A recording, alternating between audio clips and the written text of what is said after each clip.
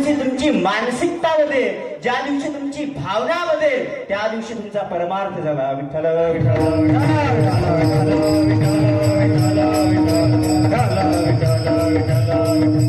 म्हणून संत हे दुसऱ्यांच्या दुःखाने दुःखी असतात. संतांची परिभाषा, व्याख्या आहे संतांची, दुसऱ्यांच्या दुःखाने दुःखी.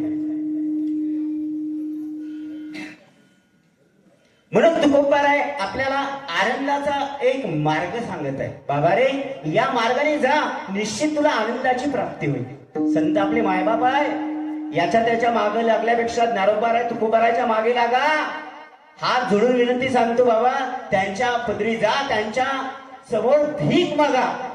जोपर्यंत तुमचा उद्धार होणार नाही ना, तोपर्यंत कधीच कुणाच्या दारात ज्ञानाची भीक मागायची वेळ तुमच्यावर येणार नाही. संत आपले मायबाप आहे, म्हणून संतांना शरण जा. याला त्याला शरण कशाला जाता? ज्ञानोबाराय तुकोबाराय वाचा, ज्ञानेश्वरी वाचा.